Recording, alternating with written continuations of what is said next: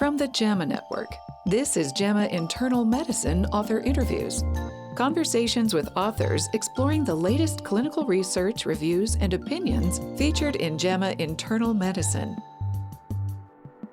Hello and welcome to our listeners around the world. This is Dr. Eve Rittenberg, and you're listening to JAMA Internal Medicine Author Interviews. Thanks for joining us. So today we're diving into a study that looks at a way to treat asthma that's completely different from the paradigm that I was used to. The study looks at how diabetes medicines might influence asthma control.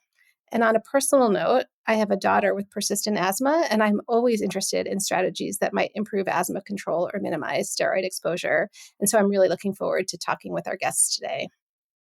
Dr. Chloe Bloom is the senior author of a study titled Antidiabetic Medication and Asthma Attacks. Dr. Bloom is a clinical senior lecturer at Imperial College London. Welcome, Dr. Bloom. Thank you very much for inviting me to talk with you both today. And we'll also chat with Dr. Katherine Cahill, who authored a commentary on this study. Dr. Cahill is an assistant professor of medicine at Vanderbilt University Medical Center. And welcome, Dr. Cahill. Thank you both. It's really my pleasure to be with you today. Let's start with understanding why someone would even think about whether diabetes medicines would influence asthma attacks. So, Chloe, could you tell us kind of what drew you to this research question? Yeah, so asthma is a very common condition, and about 1 in 10 adults have asthma. But about half of people with asthma also are overweight, and a good proportion of them have type 2 diabetes. So these are two quite common conditions that have really quite a significant impact on people's lives.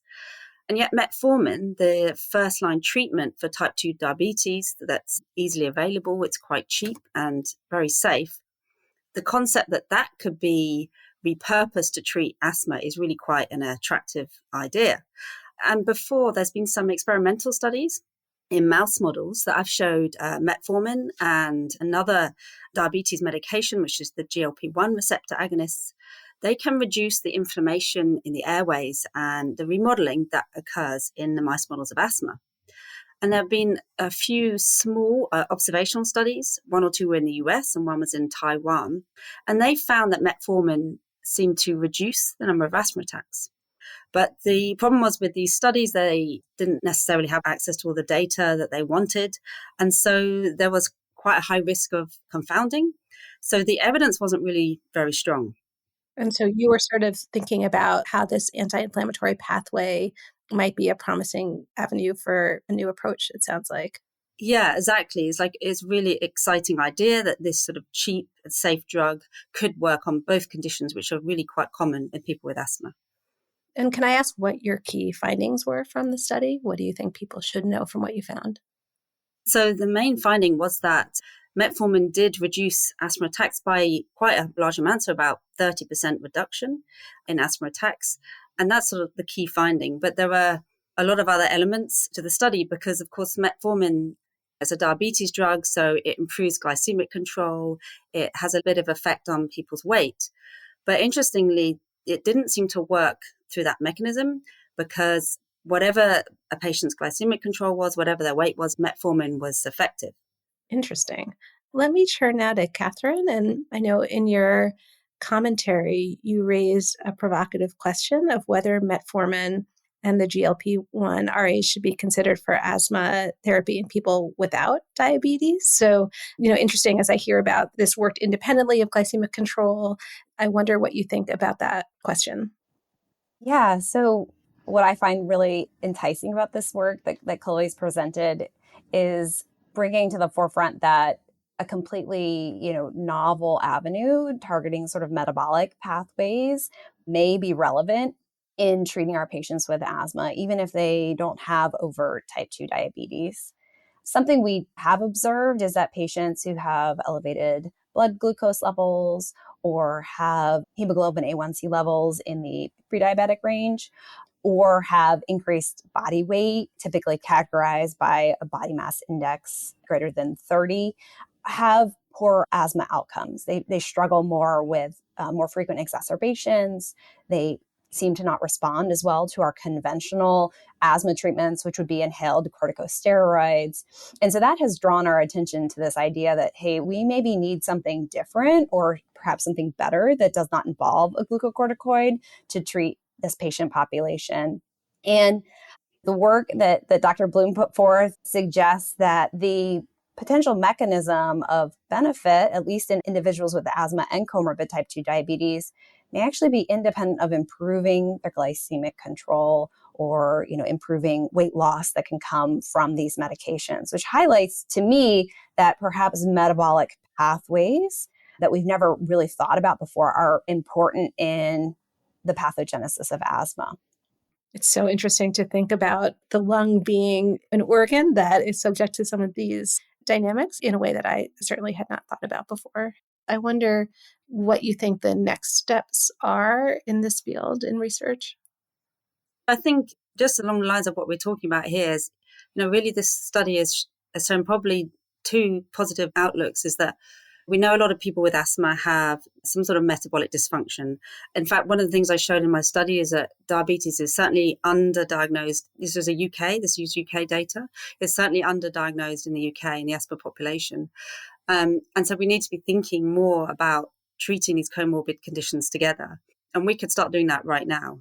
But the exciting part is that maybe, as Dr. Cahill was saying, that the metformin might work for people who don't have diabetes, it's working independently. So for that, we need to do a clinical trial for sure. That's the only way to answer that question. Yeah, I thought that was so interesting. Just sort of the clinical takeaway from me of the proportion of people with asthma who it turned out had either prediabetes or diabetes was extraordinary. And so to think about having a heightened level of suspicion for that clinically was really interesting. And also I love to think about the clinical trials.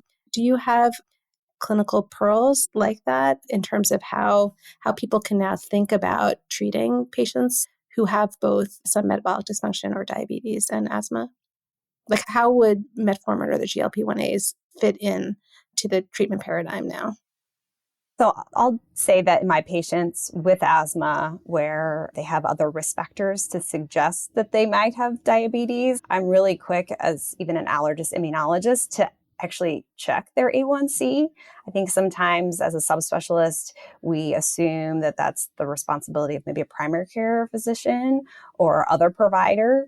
So to Dr. Bloom's point, just even heightening the awareness that these comorbidities are quite common, and we should certainly know that about the patient in front of us as we're treating them. I think the second pearl is based on these observations. We know metformin is effective in diabetes. We know it's been well established that GLP-1 receptor agonists are effective in the treatment of diabetes.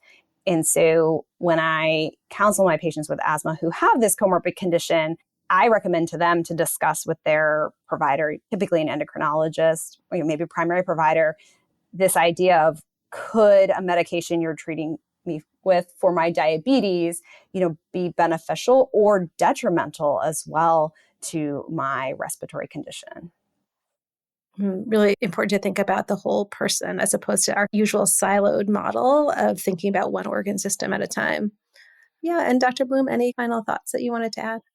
Yeah, I think it is quite interesting because hopefully, these papers by Dr. Cahill and myself are opening our thoughts into thinking about diabetes, because half of these patients are overweight. So that's one risk factor for diabetes. And then we're giving them corticosteroids.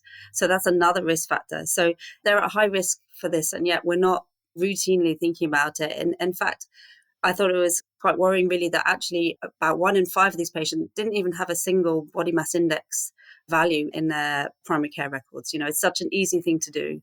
And so, I think that we just need to be putting that more to the forefront of when we think about general asthma care, that weight is such an important thing, and the field and the treatment of obesity is just completely changing right now. We need to be thinking about that for our asthma patients as well. I'd like to add that I think it would be really interesting if we would look at respiratory health outcomes in our studies of type 2 diabetes, novel therapies that are coming, using and viewing the lung as an organ of relevance in the type 2 diabetes space. That's a really important point, I think, as we're thinking about this new world of weight management, of diabetes management, to keep in mind the impact that it has on respiratory health as well. Thank you both so much. This is so interesting and thought-provoking, and I really appreciate the excellent work that you're doing. I'm Dr. Eve Rittenberg. I've been speaking with Dr. Chloe Bloom and Dr. Katherine Cahill. about the links between anti-diabetic medicines and control of asthma symptoms. You can find a link to the articles we discussed in this episode's description. This episode was produced by Daniel Musisi at the JAMA Network. To follow this and other JAMA Network podcasts, please visit us online at jamanetworkaudio.com or search for JAMA Network wherever you get your podcasts. And thanks for listening. This content is protected by copyright by the American Medical Association with all rights reserved, including those for text and data mining, AI training, and similar technologies.